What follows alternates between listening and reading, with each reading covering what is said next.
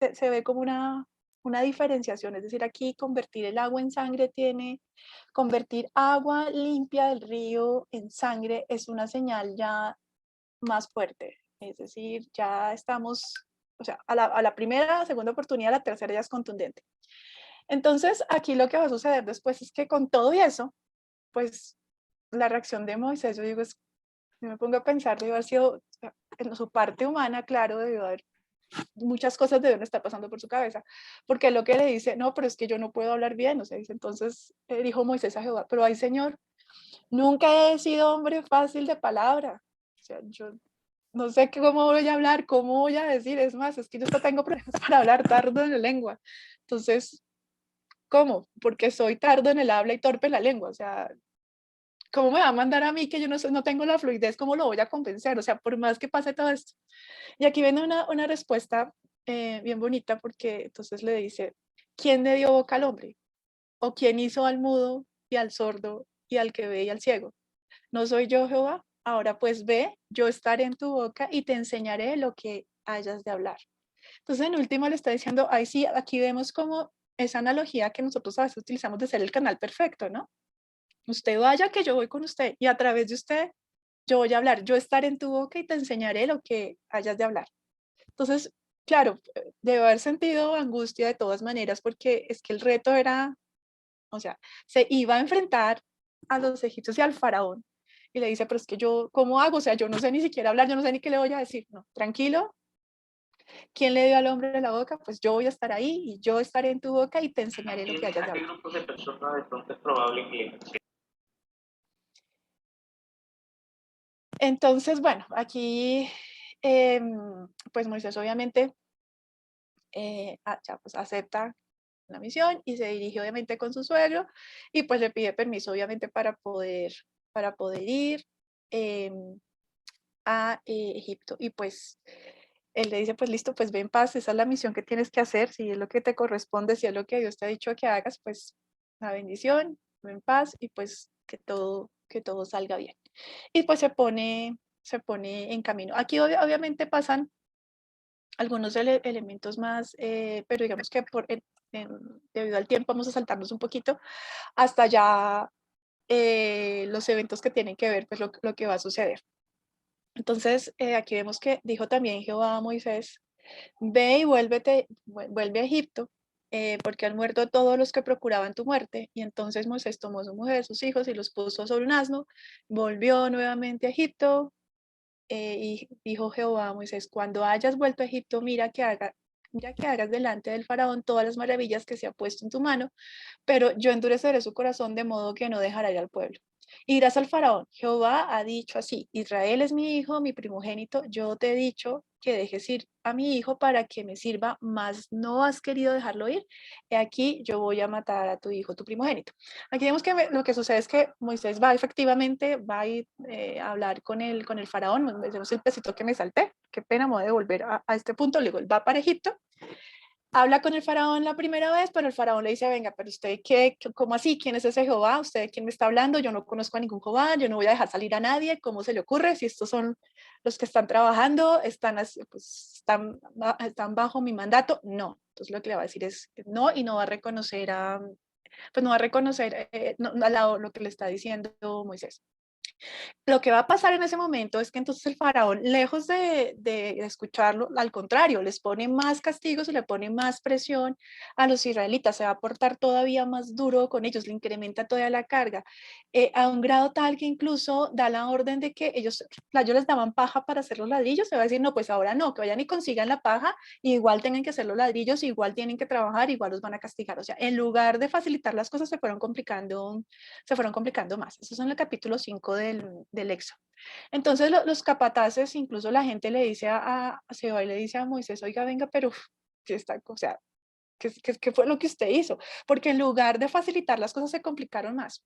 El faraón va a reprender a los capataces porque ellos, o sea, es injusto lo que está pasando, es decir, no les dan materia prima para trabajar, ellos tienen que ir a conseguirlo y aún así producir lo mismo. Entonces, pues eso no tiene sentido. Entonces los capataces hablan con el faraón, le dicen, venga, pero esto así no va a funcionar, pero él está tan molesto que lo que hace es al contrario, más presión y más presión. Luego los capataces se quejan con Moisés y le dicen a Moisés y a Aarón, que están los dos, eso que usted hizo fue lo peor, o sea, está al contrario, la pobre gente la están castigando más duro, las cosas se están complicando todavía más. Ya cuando vamos hacia la mitad del libro, entonces Moisés se vuelve a Jesús y le dice, pero mira que lo que estoy haciendo está afligiendo más al pueblo, los están castigando todavía más y esto no era, o sea, esto no era lo que se buscaba, aquí lo que buscábamos era liberar. Dicen en la parte final del capítulo 5. Y Moisés volvió a Jehová y le dijo, Señor, ¿por qué afliges a tu pueblo? ¿Para qué me enviaste? Porque desde que yo vine a hablar con el faraón, en tu nombre, la aflicción ha aumentado y tú no has liberado al pueblo. Entonces aquí empezamos a ver como también nuevamente como ese tema de la duda. Ya después en el capítulo 6 vemos que Jehová le responde a Moisés y le dice, ahora verás lo que yo haré al faraón, porque con mano fuerte los dejará ir y con mano fuerte saldrán de la tierra. Nuevamente Dios habla con Moisés y le dice, bueno, que las cosas, digamos, le da la explicación de lo que va a suceder. Y le dice, yo soy Jehová. Y aparecí para Abraham, para Isaac, para Jacob como Dios omnipotente. Mas en mi nombre, Jehová no me di a conocer a ellos. También establecí mi pacto con ellos de darles la tierra de Canaán, la tierra en que fueron forasteros y en la cual habitaron. Asimismo, yo he oído el gemido de los hijos de Israel a quienes hacen servir los egipcios y me he acordado del pacto. Entonces ahí nuevamente se habla sobre el pacto que se había establecido y viene lo que tiene que ver con las 7 promesas que hace en este momento Dios para el pueblo de Israel. Por tanto, dirás a los hijos de Israel que yo, Jehová, yo los sacaré de debajo de las tareas pesadas de Egipto y los voy a librar de su servidumbre y los redimiré con brazo extendido y con juicios grandes. Entonces ahí viene toda esa parte. Una cosa que es importante de todas maneras ver aquí es que los diálogos que van a haber entre Moisés y el faraón al principio van a ser muy difíciles, ¿no? Porque de todas maneras estamos hablando primero con el faraón, que en ese momento se considera la autoridad, y no perdamos de vista que por lo menos dentro de la cultura egipcia, el faraón era el dueño de todo y lo sabía todo y lo veía todo, o sea, tiene una condición bastante elevada. Y aquí estamos viendo que Moisés le está hablando de ese Dios de Israel, que desde la perspectiva del faraón era el Dios de sus esclavos. Entonces, ¿cómo era que él iba a ceder frente a lo que le pedía el Dios de los israelitas? Entonces ahí el tema del conflicto es fuerte, ¿no? La distancia que hay también es bastante, bastante fuerte. Entonces Dios le dice a Moisés que mantenga que él confíe, que Dios está con él, o sea, él está con Moisés, que confíe que las cosas van a salir bien. Entonces, aquí la serie de eventos que vamos a presenciar, lo que sigue digamos, en la parte de ese capítulo, tiene que ver con tanto los diálogos que hay entre Moisés con el faraón y digamos que las súplicas también de Moisés hacia Jehová. Y cierra el capítulo diciéndonos, cuando Jehová habló a Moisés en la tierra de Egipto, entonces Jehová habló a Moisés diciendo, yo soy Jehová, y di al faraón, rey de Egipto, todas las cosas que yo te digo a ti. Y Moisés respondió delante de Jehová, he aquí, yo soy torpe de labios, ¿cómo pues para hablarle al faraón? De todas maneras, pues es que él estaba o sea, era una situación bastante, bastante difícil lo que estaba pasando, y más pensando en el contexto histórico de lo que significaba el faraón en ese momento.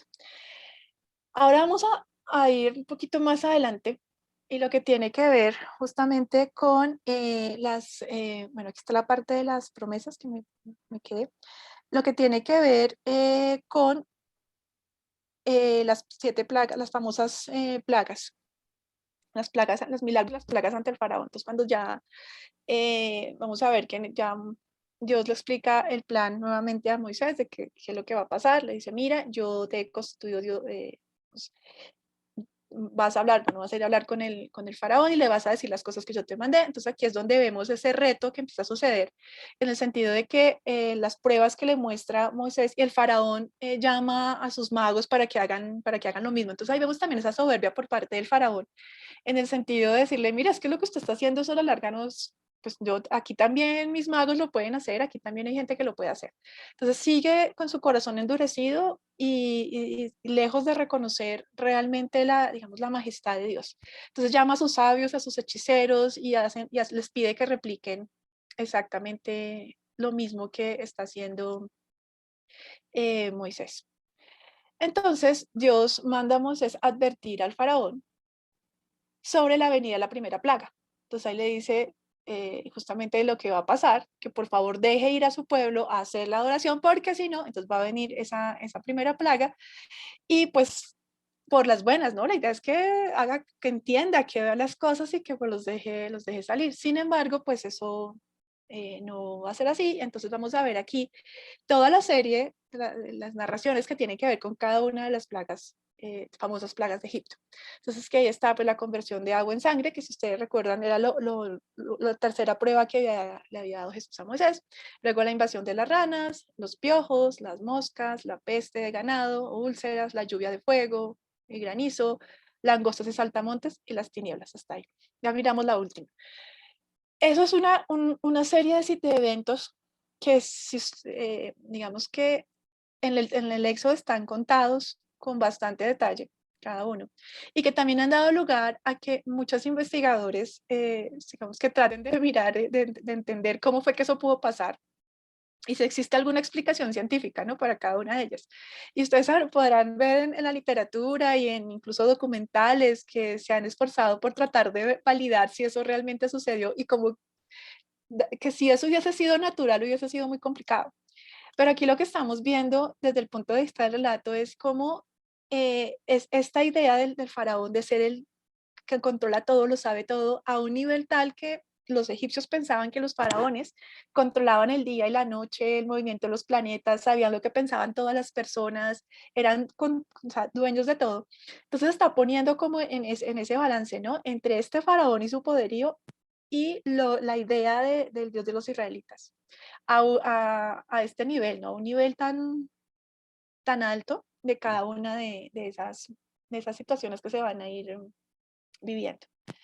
Entonces, luego vamos a ver ya las instrucciones de Dios que viene para esa última plaga, que es justamente la que tiene que ver con la muerte de los primogénitos de Egipto.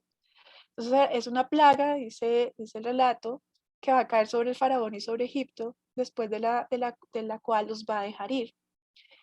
Y ahí viene toda digamos, lo que va a implicar la muerte de los primogénitos, ¿no? Que Jehová ha dicho así, a la medianoche yo saldré por el medio de Egipto y morirá todo primogénito en tierra de Egipto, desde el primogénito del faraón que se siente en su trono hasta el primogénito de la sierva que está tras el molino, y todo primogénito de las bestias, y habrá un gran clamor por toda la tierra de Egipto, cual nunca hubo ni jamás habrá. Pero contra todos los hijos de Israel, desde el hombre hasta la bestia, ni un perro morderá su lengua, para que se sepa que Jehová hace diferencia entre los egipcios y los israelitas, y descenderán a mí todos estos tus siervos, e inclinados delante de mí dirán, vete tú y todo el pueblo que está debajo de ti, y después de esto saldré. Bueno, y listo, y ahí será como, esa fue la narración como tal, lo que se le dijo. Obviamente, Dios le dijo a Moisés que si el caso de que el faraón no escuchara, entonces, digamos que Jehová dijo a Moisés, el faraón no os oirá, para que mis maravillas se multipliquen en la tierra de Egipto. Y Moisés y Aarón hicieron todo lo que se les había dicho, o sea, cumplieron su palabra. Los eventos que van a seguir, lo que tiene que ver justamente con las instrucciones que deben seguir en relación a la Pascua, digamos que también es una cosa bastante familiar para nosotros porque se recuerda frecuentemente. Las instrucciones en cuanto a lo que deberían tomar el cordero, de cómo debería ser sacrificado, de que debían esa noche comerían la carne asada al fuego con panes sin levadura y que además lo que no se pudieran comer esa noche se tenía que deshacer, además del tema de las marcas que deberían hacerse justamente en las entradas de la casa, en los dinteles de las casas. Que eso también es un episodio bastante doloroso, cuando ya llega el momento y entonces se narra pues la manera en que pasa el Espíritu del Señor y pues como esa noche pues todos los primogénitos mueren. Una de las cosas que vale la pena que miremos es que tengamos claro, es que para los egipcios, es una de las culturas, civilizaciones antiguas, que más duraron, que más tiempo duraron, es una de las civilizaciones antiguas con desarrollos bastante importantes en varios niveles, a nivel de astrología, a nivel de ciencia, en muchas áreas, a nivel de medicina, y la estructura que ellos tenían. Pero una de las cosas que debemos tener en cuenta es que de todas maneras era un pueblo que se había mantenido por mucho tiempo, que llevaba mucho tiempo, justamente porque tenía unas estructuras muy claras y unas creencias, sobre todo que giraban sobre esa supremacía del faraón, ¿no? Y ese descendiente de ese dios de ellos. Entonces también podemos entender de algún modo lo que significaba para ese gobernante ceder ante la solicitud del Dios de los israelitas, ¿no? Y también lo que significó para él la muerte de los primogénitos, que de hecho, de su primogénito, que es algo que se relata y generalmente en las películas hacen mucha mención del tema.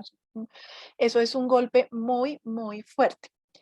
Cuando finalmente, eh, digamos que el faraón los deja salir, deja que se vayan, finalmente se logra. La idea es que ellos van a salir porque van a ir a hacer unas oraciones, van a hacer una adoración por unos días, esa era como la idea inicial, y empiezan a salir eh, los israelitas. Dice, en el Éxodo 12, dice, partieron los hijos de Israel como 600.000 hombres a pie, sin contar los niños, y también subió con ellos una gran multitud de clase de gentes y ovejas y muchísimo ganado. Y cocieron tortas sin levadura de la masa que habían sacado de Egipto, pues no había leudado, porque al echarlos fuera de Egipto no habían tenido ni tiempo ni para preparar la comida. Entonces tocó lo que pudieron salir. Aquí lo que tiene que ver justamente con los relatos que hacen referencia al hecho de que ellos van a salir y que luego lo que va a suceder cuando se abre el Mar Rojo para que ellos puedan pasar, que una vez ellos pasan y luego los egipcios se dan cuenta de que pues, ellos no iban a volver, o sea que ya definitivamente ellos se iban para no regresar y entonces sale el faraón con todos sus ejércitos a buscarlo. Ahí tenemos que tener en cuenta una cosa y es de todas maneras lo que implica para un pueblo como el egipcio esta situación, una derrota como esta. Era de alguna manera reconocer que su Dios, incluso su faraón, habían sido superados por el Dios de los israelitas. Y en términos, digamos, si ustedes lo miran desde un punto de vista como de geopolítica, eso era gravísimo. O sea, eso para ellos, este faraón después de esto no le fue muy bien y los egipcios tampoco después de esto. Era una derrota que nunca habían tenido. Era incluso un cuestionamiento a sus creencias, porque lo que ellos pensaban y creían era que su Dios estaba por encima de todo lo demás.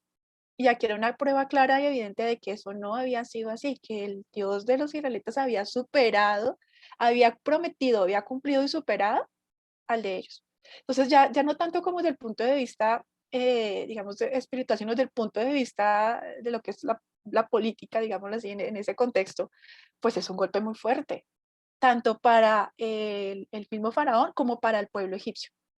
Es una cosa en la que a veces uno no, cuando uno ve las películas y eso, uno como que ve a los egipcios como los malos y como que los israelitas los buenos, pero no se pone uno a pensar también lo que significó para los egipcios toda esta situación. Ya digamos que la salida de los israelitas y todo lo que va a implicar ese tiempo en el desierto, va a ser bastante interesante lo que vamos a empezar a revisar. Aquí hago una anotación, es que imagínense ustedes lo que era para Moisés liderar todo ese montón de gente, de tribus, de diferentes tribus, de personas, de diferentes edades, con niños, con ganado, o sea, eso es una cosa impresionante, o sea, nada más a uno a veces le queda grande, por ejemplo, el caso que soy profesora, poder medio organizar a 30 muchachos, y eso que están en Zoom y los puedo silenciar, ¿cómo sería Moisés organizando toda la gente que iba con él? Entonces, miren que desde el punto de vista incluso la parte administrativa, aquí hay un aporte muy valioso que se estudia, de hecho, en administración de empresas, de la forma en que Moisés organiza, los va a organizar y va a poder, de alguna manera, liderar a este pueblo. Y resulta que la parte que estamos revisando, entonces les voy a leer ese trocito cuando dice, bueno, lo que sucedía es que al principio Moisés atendía a todo el mundo. Entonces todo el mundo llegaba a pedir, a contarle que es que se me perdió una gallina, es que me pasó esto, es que tengo un problema, es que... Y entonces él trataba de escucharlos a todos, pero es que era demasiada, demasiada gente. Entonces una cosa interesante es que Jetro, que es el suegro de Moisés, le dice, pero ¿por qué te sientas tú solo a atender desde la mañana hasta la tarde a todas las personas? Entonces Moisés le dice, no, pues porque el pueblo viene a mí para consultar a Dios y porque pues esa es mi responsabilidad, yo debo hablar, pues debo atenderlos y debo orientarlos. Entonces el suegro de Moisés le dice, no, pero si sigues así, vas a desfallecer tú también, o sea, no vas a poder atenderlos a todos y pues eso no va a ser posible. Entonces lo que le sugiere, esto es un aporte bien interesante, lo que le va a sugerir el suegro es, mire, ¿por qué no organiza mejor las cosas? Dice, escoge tú entre todo tu pueblo, varones de virtud, temerosos de Dios, varones de verdad, que aborrezcan la avaricia y ponlos eso, pues como al frente de los pueblos. Es decir, vamos a empezar así.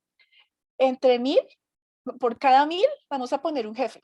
¿Sí? Entonces, organizar grupos de a 1000 y por cada 1000 hay un jefe. Entonces, los problemas que tengan esos 1000, pues van y consultan primero con ese jefe. Y de esos 1000, esos que son jefes de 1000, como son tantos, arme grupos de 100. O sea, esos que son los líderes de los 1000, ahora con ellos armamos grupos de a 100. Y de esos 100 escogen uno. Y usted se habla con, o sea, ese uno se encarga de esos 100. Y luego de esos líderes de 100, hacemos grupitos de a 50. Entonces ahí resuelven los problemas que tengan ellos. Y así hasta que llegamos de esos 50 hacemos grupitos de a 10. Y finalmente, ahora sí, esos que son los líderes de 10, pues consultan con usted. De tal manera que si un problema lo puede resolver el jefe de 1000, pues él se encarga de resolverlo. Y si es muy grave y no puede, pues pasa al de 100 o pasa al de 50 y solamente va a llegar a usted realmente esas cosas que usted tiene que resolver y que toca consultar con Dios. Entonces miren ustedes que incluso, y eso está en el Éxodo, eso está así tal cual lo tomé, incluso esa parte de cómo manejar, cómo organizar, cómo atender a esa gran comunidad es una lección poderosísima que incluso hoy en día eso se conoce como delegar, que hoy en día funciona. Y en administración, ese ejemplo, esa manera de dirección y cambio organizacional del pueblo israelita se estudia y es un aporte bastante significativo. Ahora, ¿por qué uno se pone a pensar? Es que eso tuvo que haber sido muy difícil, poner toda esa gente, las dificultades que pudieran tener, las dudas que pudieran tener, porque recuerden que en el relato nos van a decir, bueno, y llega un momento en que se les va a acabar la comida, entonces tienen hambre. Entonces imagínense toda la gente con hambre y es ahí cuando el relato nos habla justamente de la manera en que pues Dios les envió maná del cielo para alimentarlos y lo mismo lo de las aves. Entonces, ellos no pasaron hambre, no pasaron necesidad porque Dios los estaba acompañando, pero de todas maneras eran seres humanos que tenían también pues dudas y que tenían necesidades y que tenía que haber alguna manera en que pues Moisés pudiera atender esas dudas, ¿no? Aquí en el grafiquito ven ustedes a Moisés, los grupos, y además vemos a Yetro que está como asesor de Moisés. Esas son las cosas que a veces cuando uno se lee estos relatos, no sé, pues no sé, uno como que las pasa por delante, ¿no? Pero realmente el tema de la organización aquí debe haber sido, era importantísimo tener algún esquema de organización y para poder atender a todas las personas. Durante los capítulos que siguen, particularmente el capítulo 17, se hace referencia justamente a la provisión y protección de Dios para el pueblo de Israel durante todo este trayecto, ¿no? Dice, pues, lo que tiene que ver justamente con proveerles agua, con proveerles el maná, con proveerles, pues, lo que ellos van necesitando. Siempre Dios estuvo con ellos. Es en el capítulo 18 donde se explica con detalle el consejo que Yetro le da a Moisés, lo que os acabo de mostrar del tema de la organización. Y ya en el capítulo 19 es cuando sucede otro hecho que es muy importante. Y es que luego de transcurrido 3 meses desde que habían salido de Egipto, pues aquí viene todo el relato que hace alusión justamente a las tablas, a los mandamientos, a las tablas de la ley de Dios. Están acampando en el monte Sinaí y allí dice, en el mes tercero de la salida de los hijos de Israel de la tierra de Egipto, en el mismo día llegaron al desierto de Sinaí. Y pues aquí ya viene, digamos, el relato de cuando pues Moisés va a hablar pues, con Dios en el monte y entonces ahí, mientras que él va a hablar con él, entonces las personas que están acampando, digamos que de repente no hacen caso y empiezan a hacer justo lo que se les ha dicho que no hicieran, entonces ahí recordamos que empiezan a hacer ídolos y hacer una serie de cosas que se supone que es lo que no se debe hacer, que no debían haberlo hecho.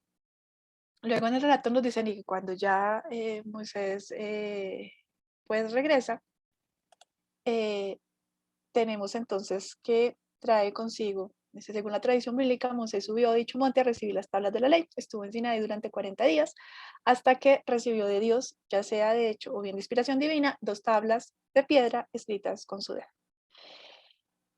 Los mandamientos entonces de la ley de Dios que son tan, que son tan importantes dentro de la religión católica y dentro de, pues, digamos, muy conocidos y bastante importantes. Digamos que en esta parte, lo que vamos a hablar, justamente en estos relatos que corresponden a esta parte de los mandamientos, vemos cómo Dios vamos, estaba ratificando ese pacto que se había hecho. Y con la entrega de los mandamientos, digamos, esto va a ser bastante importante, las leyes que se establecen. Desde el punto de vista de, digamos, de la religión, el hecho de que Dios, digamos, entregue estos 10 mandamientos, las leyes es vital, pero desde el punto de vista de las estructuras organizacionales todavía más, porque establece las reglas de conducta y comportamiento que se deberían mantener. El primer mandamiento es no tendrás dioses ajenos delante de mí. Yo soy Jehová tu Dios, que te saqué de la tierra de Egipto y de esa casa de servidumbre, no tendrás Dios ajeno a mí. Fíjense ustedes que de alguna manera ahí se están estableciendo esos códigos de conducta que van a permitir justamente que este pueblo pueda tener una vida, una convivencia pacífica, que son tan necesarios. El segundo mandamiento, no te harás imagen, no te inclinarás a ellas, o sea, el tema de la idolatrar las figuras, ¿no? Fíjense ustedes que a través de la historia, todas las civilizaciones han necesitado siempre tener estos códigos de conducta. Recuerden que habíamos hablado en la sesión pasada también del código de Hammurabi, que en aquella época también Hammurabi había dicho, pues lo que cuenta la tradición es que también Dios inspiró a Hammurabi para escribir este código. Aquí lo que estamos viendo es que se establecen estas leyes que son palabra de Dios y sobre las cuales las personas deben obedecer y de esa manera se está estructurando entonces los cimientos de esta sociedad, de esta comunidad. El quinto mandamiento, bueno, honra a tu padre o a tu madre y así cada uno de esos 10 mandamientos, no cometerás adulterio, no robarás, no hablarás contra tu prójimo, bueno, no mentirás, lo puede uno resumir en no mentirás y no codiciarás. Miren ustedes que, claro, ahí detrás hay la sabiduría divina, ¿no? Pero si ustedes se ponen a pensar, cada uno de esos mandamientos tiene un sentido muy lógico, muy natural. Por ejemplo, lo del no adulterio. Porque eso, más allá claro, la fidelidad, pero también vemos cómo eso va a evitar justamente problemas más adelante, por ejemplo, de tipo genético y cosas, enfermedades y muchas cosas. No robarás, pues los conflictos que se dan cuando una persona le roba otra cosa a otro, puede significar unas guerras impresionantes. Entonces, cada una de esas leyes tiene un sentido y tiene una razón de ser y en ese momento eran vitales, justamente para establecer las bases de esa comunidad que está iniciando, ¿no? Que se pensaba y que se iba a iniciar allí. Entonces, de hecho, desde el punto de vista también de administración, se suele revisar con detalle los mandamientos y ver la influencia que tiene eso justamente para sentar las bases de una estructura social que pueda ser armónica y que se pueda mantener en el tiempo. Si no, esto va a ser guerra total todo el tiempo. Entonces, luego vemos que la travesía va a seguir por una serie de lugares. De todas maneras, al tener tanta gente y digamos que todo lo que está pasando allí, pues van a haber situaciones también difíciles entre rumores, murmuraciones, dudas, bueno, van a pasar muchas, muchas cosas. Los capítulos que siguen del Éxodo, capítulo 21, ya tiene que ver con específicamente con las leyes para dirigir a los jueces. Y ahí hay una serie ya de leyes en relación a servidumbre y otra serie de aspectos, digamos que por ahora vamos a saltarnos un poquito porque ya vamos tarde en el tiempo. Em, Hay un evento que me parece interesante llamar la atención acá, y es lo que tiene que ver justamente con este detalle de la vara. Dice, tras golpear con su vara, Moisés hace manar agua de la roca. Para alimentarnos Yahvé hizo llover maná del cielo. Para beber les dio múltiples fuentes de agua. Con la fuente de agua amarga la convirtió en agua dulce. En tanto Yahvé ordenó a Moisés hablarle a una roca donde saldría gran cantidad de agua. Moisés golpeó la roca 2 veces con su bastón y por eso llamaron a este lugar Meribá, es decir, discusión. Aquí lo que estamos viendo es que en el relato nos muestra cómo Dios los acompañó todo el tiempo y lo que pudiesen necesitar se los dio, o sea, durante todo el trayecto. Entonces, es claro, es un trayecto largo, muchos años, 40 años, en una zona muy difícil, pero lo que vemos en el relato es que estuvo siempre con ellos. En el Éxodo, ahí vemos en el mapita el recorrido. Ya en la parte de Éxodo 24 dice, y el pacto es hecho. Entonces dice así, y dijo Jehová a Moisés, sube ante Jehová tú y Aarón, Nadab, Abiú y 60 de los ancianos de Israel, y os inclinaréis desde lejos, pero Moisés solo se acercará a Jehová, y ellos no se acerquen, ni suba al pueblo con él. Y Moisés vino y contó al pueblo todas las palabras de Jehová y todas las leyes, y todo el pueblo respondió de una voz y dijo, haremos todas las palabras que Jehová ha dicho. Entonces aquí ya la nación confirma su pacto solemne con Dios. Ancianos y sacerdotes de Israel, todos lo cumplen. Aquí ven ustedes pues el recorrido, el mapita desde Egipto hasta Canaán, todo el trayecto y lo que eso implicó. O sea, no fue cualquier cosa. Esto realmente fue una tarea muy difícil de manejar, de seguir. Entonces, bueno, ya aquí en esta parte, ya para finalizar, quiero llevarlos a la reflexión de que Moisés renueva la alianza de Abraham y él muere sin entrar a la tierra prometida. Josué la conquista y la reparte entre las 12 tribus que se defienden de los otros pueblos. Los historiadores y los estudiosos de la Biblia reconocen hoy día que todo lo anterior es bastante legendario, es decir, de todas maneras, está presente hay varias narraciones que coinciden, hay, digamos que fechas que coinciden y de todas maneras es muy, muy importante todo lo que va a implicar en términos históricos para nosotros, ¿no?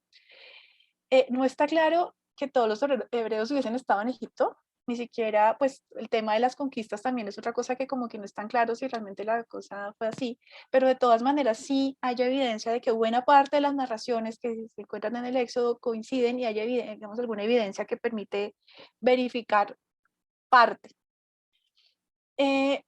Aquí la reflexión que quiero hacer ya, digamos, para finalizar es la siguiente. La historia del pueblo hebreo es una historia muy dura. Fueron conquistados por Asiria, por Babilonia, por Alejandro Magno. Después también pues tuvieron un corto periodo de independencia, pero también los romanos. Fueron expulsados, incluso después de la destrucción de Jerusalén. Han sido reprimidos por los cristianos, expulsados de países. Les ha tocado muy, muy difícil. Incluso pensemos todo lo que pasó con el mismo Hitler durante la Segunda Guerra Mundial. Han sido un pueblo que ha tenido que supervivir siglos en medio de grandes dificultades. Pero hay una cosa que me parece importante resaltar y es que aún así han superado todas esas dificultades. Y una de las explicaciones que José Luis Márquez en su libro, que ahorita se los voy a contar, nos voy a mostrar para que lo revisen, que es bien bonito, menciona, dice, mire, las razones por las que este pueblo ha superado todo eso, uno es su fe, o sea, esa fe y esa conciencia de ser el pueblo elegido de Dios, o sea, siguen siendo obedientes a su mandato, su cohesión como pueblo y esa vivencia en comunidad. la guía de los rabinos y sus reuniones en la sinagoga, su apego a la tradición, ese afán de leer, estudiar, discutir todos los temas de la religión y aplicarlos a la vida. Esto les ha facilitado ocupar posiciones a nivel intelectual en muchos ámbitos, música, economía, filosofía, muchas cosas. Y aquí hay un dato que me pareció muy interesante. A pesar de que son tan solo 15 millones de judíos, entre ellos hay 169 premios Nobel en diferentes áreas. O sea, son una comunidad, son un pueblo que de verdad al cual tenemos mucho, mucho que aprender y mucho también pues que reconocerles todo su esfuerzo, ¿no? Y pues José Luis Márquez también nos dice en su libro, mira, los judíos han transmitido a los cristianos, musulmanes y bajáis conceptos muy importantes como la fe en un solo Dios, el monoteísmo, el sentido lineal pues, de la historia, la esperanza en un futuro mejor y también pues pasó a cristianos y musulmanes la esperanza en un fin, digamos que esa resurrección y juicio universal también es otro aspecto que vale la pena destacar. Yo sé que en este punto quedaron algunos elementos de la parte final del Éxodo, pero digamos que la intención acá era más hacer como este recorrido sobre la vida de Moisés y pues aquí vemos que fue un líder desde el punto de vista, como les digo, nosotros en administración de empresas, yo sé que suena raro, pero en administración y empresas y en economía estudiamos a Moisés y su vida, porque fue un líder protector, porque se enfrentó al faraón en un contexto realmente muy difícil, pero además porque durante 40 años estuvo a cargo de toda esa gente y se aseguró de que llegaran, aunque él mismo no iba a llegar. Yo creo que cuando estudiamos las manifestaciones de Dios, más allá de decir solo su nombre, recordemos una cosa, ¿no? Que claro, ellos tienen obviamente esas condiciones que los hacen superiores, esa conexión con Dios, pero también tienen una parte humana, o sea que fíjense que también él dudó. Y es que le digan a uno todo eso debe ser muy difícil, pero aún así Dios estaba con él y cumplió la meta y llegó, o sea, cumplió y hizo caso y fue obediente y cumplió. Y esa fuerza, ¿no? Porque yo creo que de todas maneras enfrentarse a esas dudas internas el mismo es que yo no sé hablar, es que yo no sé cómo lo voy a hacer, es que yo no sé qué, o sea, cómo vuelvo donde me saque, salí corriendo para salvar mi vida. Entonces, eso es también la inspiración, eso nos debe servir también de inspiración a nosotros. Y pues también les cuento que hacer esta revisión sobre cada uno de ellos es también reconocer que dieron su vida, o sea, dedicaron su vida a esa misión que Dios les dio y lo cumplieron a cabalidad. Entonces yo creo que espero que hoy ya nos quede un poquito más claro dónde vamos en el tercero, un poquito más clara la imagen y ese amor también que uno puede sentir por Moisés y todo lo que hizo. Entonces, bueno, ahora sí abrimos el espacio para las opiniones. Panchito, por favor. Badi, ustedes me van a apoyar, entonces adelante. De lo que me pudo haber hecho falta porque sé que me faltaron cositas.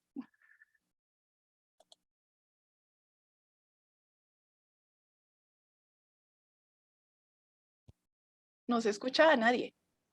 ¿Se fueron? ¿Se durmieron? ¿Qué pasó? Yo no agrego ni una palabra a lo que Ay, dijiste, Claudita, ninguna, de verdad. Es realmente una exposición extraordinaria, de verdad. Extraordinaria.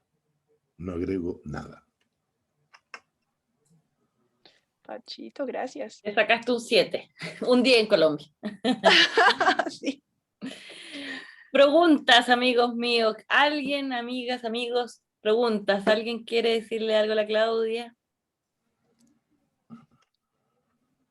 Más bien, les pregunto yo, ¿encuentran alguna similitud entre lo que de pronto la vida de Moisés con no sé, con Jesús, con Abraham, con lo que hemos estado estudiando hasta ahora? ¿Encuentran algo que pueda ser como común hasta el momento, alguna cosa? Con la de Abraham, la obediencia, como decías tú. Como esta fe ciega en creer en Dios, confiar. Elkin levantó la mano, si quiere hablar. Sí, buenas noches. Hay un tema común en casi todas las manifestaciones y es el hecho de los exilios o el peregrinaje o todas esas tribulaciones que tienen que llevar durante muchos años partiendo de un punto y llegar a Tierra Santa. Eso tiene un sentido muy amplio explicado en el libro Dios pasa y Chogi Effendi habla de que estos exilios o estas peregrinaciones de las grandes religiones tienen la meta y el objetivo es de llevar la fe a lo largo y ancho de la tierra y a través de la experiencia de la humildad y de la necesidad, volver a la religión, al origen mismo de la religión. Gracias. Gracias a ti. Kamal también quiere hablar. Sí. Yo me acordé cuando estaba hablando. Se le La paralizó. manifestación pasó algo diferente, pero parecido. Como Mahoma fue a la montaña de Hor y Cristo habló, el ángel Gabriel y otras manifestaciones, y Paola estaba en prisión, lluvia de algo muy lluvias en su pecho, y a Moisés eso era árbol de ardiente. De verdad, esos son solo símbolos. El comienzo de su mensaje, su manifestación, eso que es el comienzo. No hubo árbol ardiente, eso era el principio. O cuando pregunta a Mahoma, Dios que lea, dice que yo no sé leer. Abdul Baha sobre esto explica que en el libro de preguntas, en principio del libro, Abdul Baha explica la manifestación de Dios en vientre de la madre, sabe quién es. Desde el principio sabe quién es, qué mensaje tiene, pero el comienzo siempre manifiesta con un acto, árbol ardiente o Mahoma en cueva de Jaro.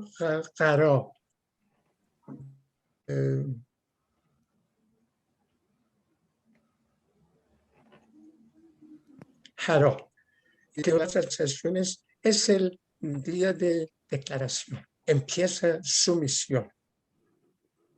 Esos son solo ejemplos para gente de aquella época, 2000, 3000, 4000 años atrás. Bueno, pues hay varias cosas también que podemos mirar. Es primero, los temas, cuando eran niños, ¿no?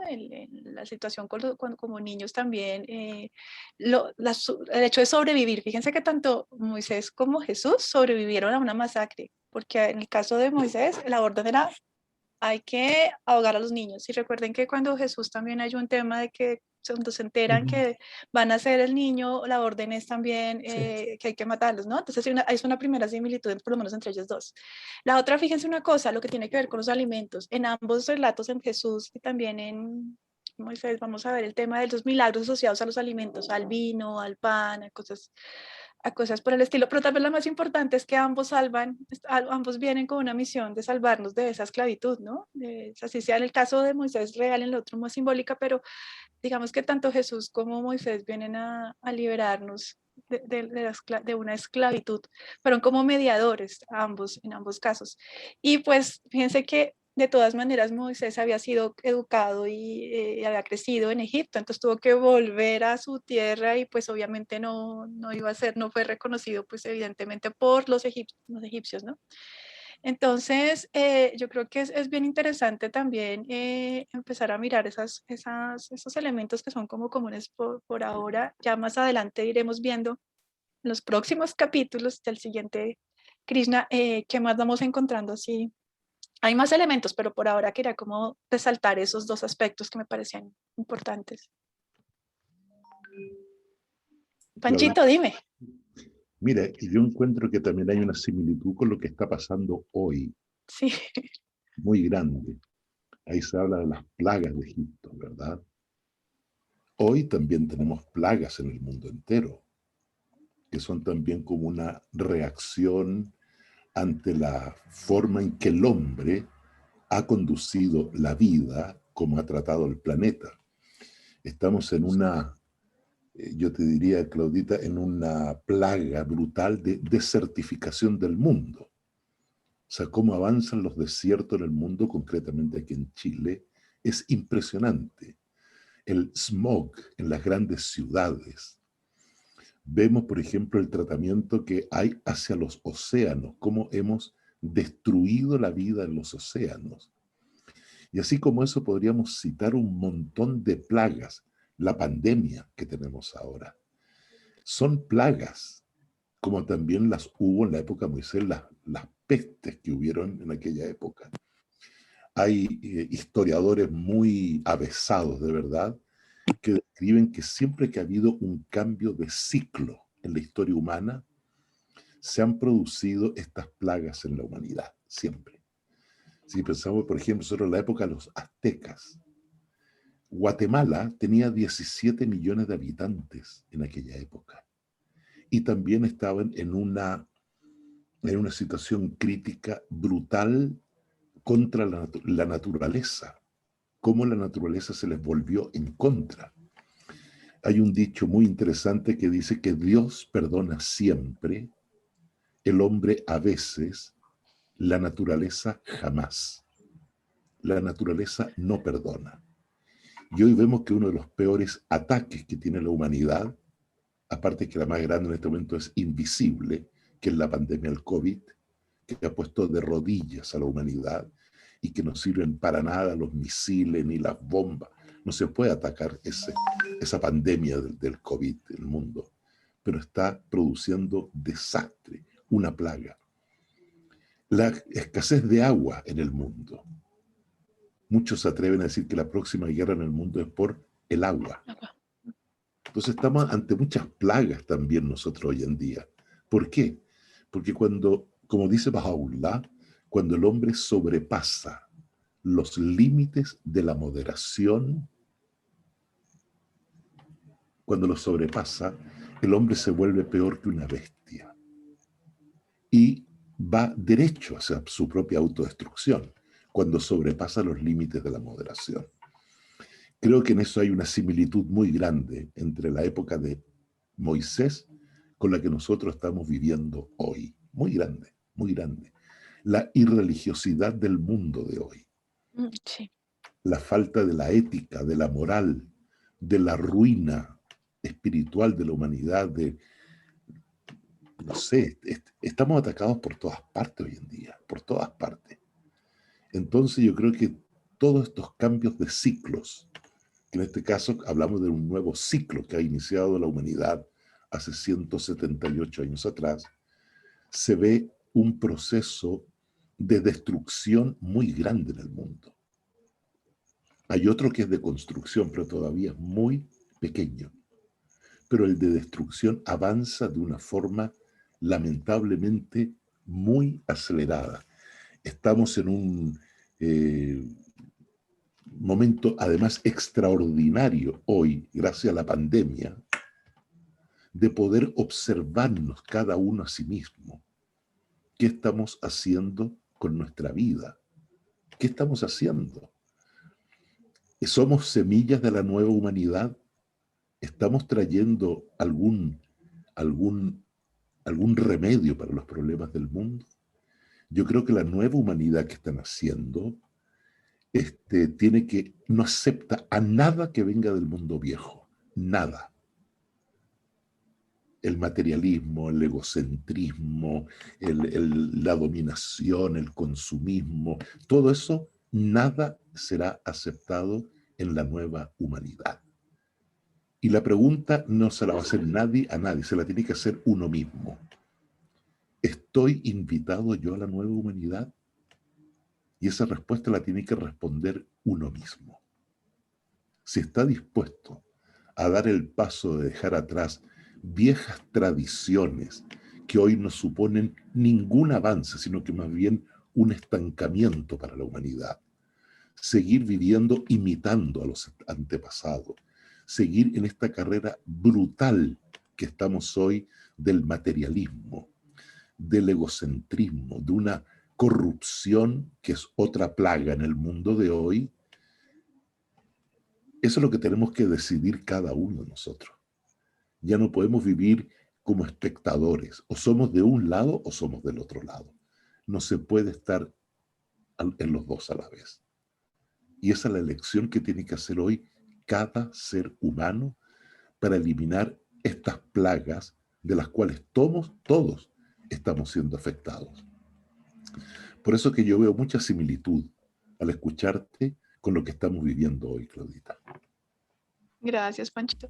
Yo quisiera llevarles a una reflexión importante, y es: las leyes de Dios son realmente muy prácticas para el momento, para cada momento. Es decir, en este instante, en esta época, cuando se tienen los mandamientos de la ley de Dios, miren ustedes lo necesario que era para organizar la vida de esa comunidad. O sea, es absolutamente práctico y necesario, más por la cantidad de gente que había. Entonces uno muchas veces entiende las leyes, es como una cosa impuesta. No, no es una cosa impuesta. Cuando, o sea, esas leyes de Dios, incluso cuando las vemos en la fe Bahá'í, las leyes que tenemos son absolutamente lógicas y naturales. Lo que pasa es que de pronto nosotros en el momento no tenemos el entendimiento para ver la importancia que eso tiene. Hay un texto que es interesante que se llama El Corán, la Biblia y la Ciencia.